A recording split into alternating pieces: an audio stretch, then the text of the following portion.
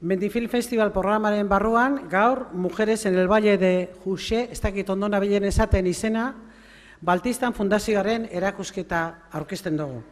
Ibon Azpilikuetaren argazki bildumako argazki batzuk eta Bernat Alberdiren dokumentalarekin dago osatuta nolabaiteko programa edo erakusketa hau.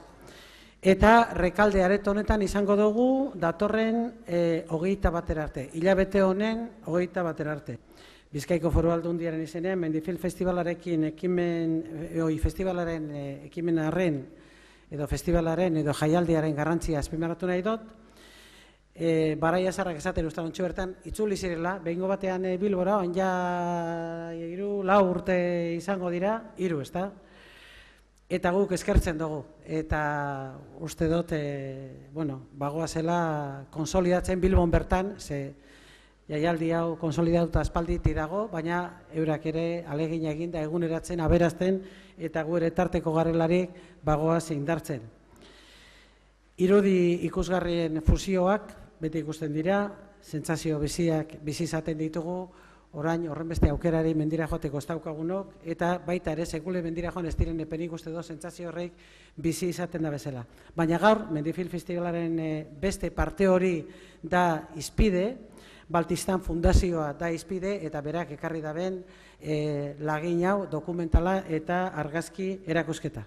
Presentamos en el marco de Mendifilm Festival el programa Mujeres en el Valle de Juxe, compuesta por una colección de imágenes de Azpilicueta y un documental de Bernat Alberdi, organizada en colaboración con Baltistan Fundazioa.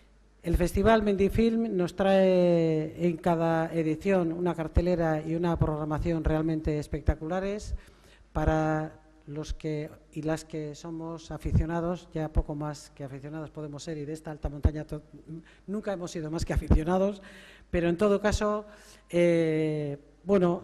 vemos cómo se materializa el espíritu de sacrificio, cómo se superan los propios límites y todo ello con imágenes espectaculares. Supongo también se ve el sufrimiento, pero eso suele quedar seguramente en otro lugar.